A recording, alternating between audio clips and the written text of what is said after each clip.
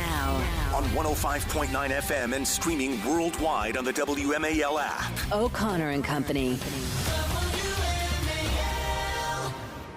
It's 7:06. It's O'Connor and Company. Thanks for tuning in here, 20th day of August on Tuesday morning, as we give you a recap of last night's opening of the DNC in Chicago. Coming up in 30 minutes, Derek Anderson running for Congress. Apparently, this whole exaggerating your military record is kind of a trend with Democrats. Apparently, Mr. Vindman, trying to win that 7th congressional district, misrepresented his rank and about whether he saw combat or not. So we'll get Derek Anderson to comment on that. At 8:05, Neil Parrott sees himself with a very encouraging new poll in Maryland 6. We'll hear from him. And at 8:35, Julio Rosas with Blaze is covering the protests outside United Center. That's all coming up. I'm Larry O'Connor alongside Patrice Onwuka. Good morning, Patrice. Hey, good morning, Larry.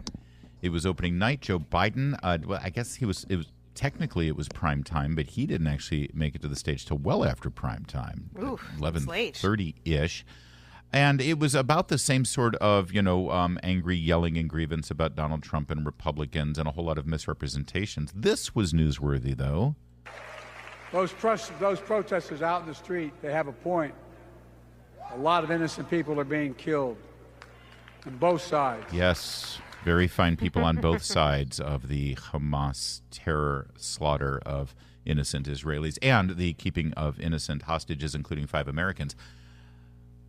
The protesters have a point. James Rosen joins us now. He's the White House correspondent with Newsmax, and he's in Chicago. James, thanks for joining us.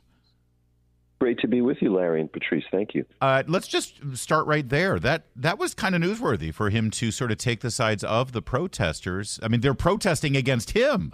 They're protesting against he and Kamala Harris's policies right now, last time I checked.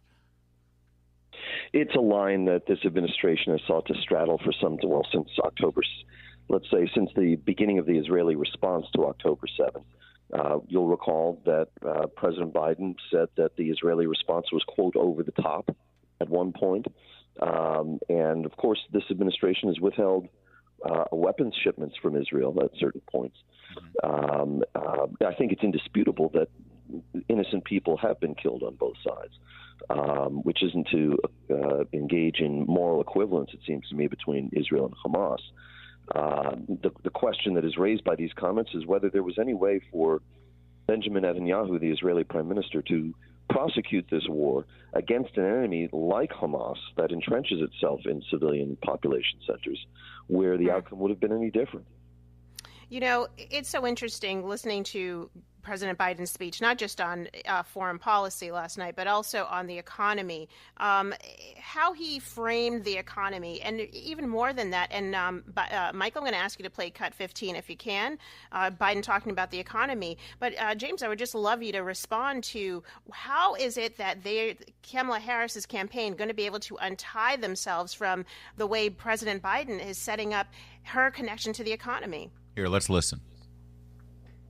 We've gone from economic crisis to the strongest economy in the entire world. Record 16 million new jobs. Record small business growth. Record high stock market. Record high 401ks.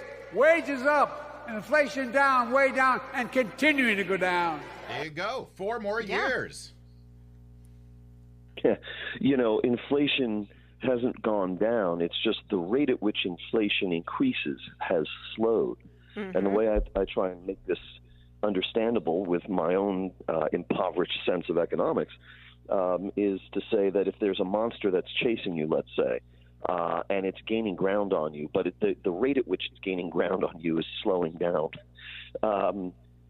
Look, these are the kind of dueling visions of the United States, where we are in the world, and how our citizens are doing, that the American electorate is treated to every 4 years. And so you would be hard-pressed to reconcile the America that was on display in the Republican convention versus the one we heard about last night. And it is true that in this post-pandemic period, I think it's still safe to say in the long view of history, we would still say that 2024 is in the post-pandemic period. The economy has a lot that's going on that is good. There's been robust job growth, and there's been very low unemployment. Inflation has been bad. And it's one of the paradoxes of this post-pandemic economy is that every time we get a strong job showing, then it unleashes a whole new round of fears of a recession, because the Federal Reserve is trying to keep interest rates at just the right level, and they don't want the economy to overheat in its long recovery from COVID. So again, it's hard to make sense of the current economy. I sympathize. Well, speaking of the federal government and the Fed trying to micromanage an economy this big, we saw some ideas from Kamala Harris finally on Friday with regard to price controls in sort of tamping down increases that she says is because of corporate greed and price gouging. But boy, oh boy, I don't see a whole lot of even people on the left in media publications. Washington Post absolutely lambasted it in a editorial board opinion piece. It seems to have been greeted with a thud. Do you think we're going to hear a lot about price controls this week, James? It was tin-eared in the sense that it is both small ball and counter to the free market principles. And it's interesting too that when she engaged in a brief, unscripted session with reporters, all of 4 minutes long, in Moon Township, Pennsylvania on Sunday, and she was asked the very simple question, the vice president, how do you plan to pay for your economic policies, and what other economic initiatives do you think you'll be rolling out in the weeks going forward?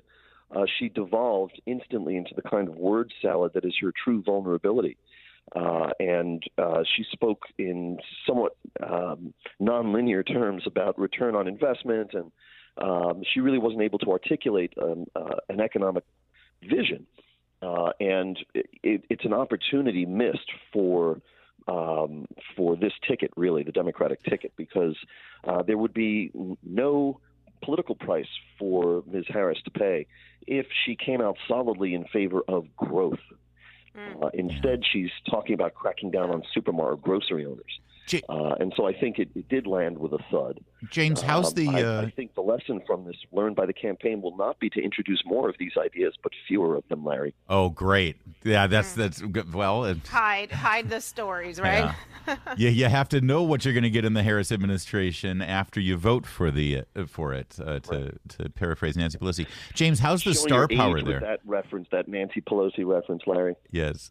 How's the star power there? Because, the Hollywood people always come out for the Democrats. Are we going to see Lena Dunham lead a gender binary cast of Hamilton singing great show tunes there on stage? Well, you pay extra for that, I think. I would in a New York minute. Are you kidding? Some sort of hall pass I don't actually have to get into that scene. In terms of star power, there's all sorts of rumors that we're going to get a visit from Beyonce or Taylor Swift. I don't know if this counts, but I did run into Doug Brinkley, the historian, last night. That was a thrill for me. I'm sorry, did you take off your underwear and throw them at the stage like the fangirl you are? My hotel room keys. He was getting pelted. Exactly. Really quickly, James, just thinking about the protests happening outside, is there any expectation some of that will filter inside? I mean, we saw that they broke through the barricades and the fence that was erected yesterday. I'm sure they're going to try again. Is there any concern or any worry on the floor that they're going to make it inside to actually be more disruptive? Zero. It is such an impenetrable fortress, the entire arrangement, just to get in. And this includes the press as well as volunteers or anyone who's trying to get in, really, except for, I imagine, certain select VIPs. You walk blocks and blocks and blocks in a security perimeter just to get to the security. And what happened yesterday with the pushing down of a barrier, that was at an outer security perimeter level. They never came even remotely close to getting into the hall.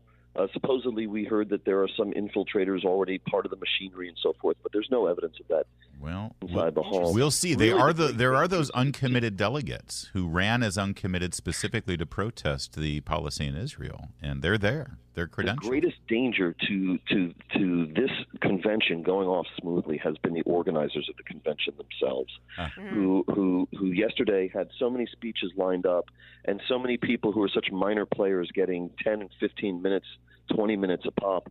that they pushed the president, who ostensibly they were there to honor last night, well past 11, and who was speaking past midnight Eastern time. It's reminiscent of how George McGovern's convention in 1972 was so poorly staged that he spoke around 3 in the morning. Wow. And he was the nominee. Yeah. So, they need to tighten things up inside the hall.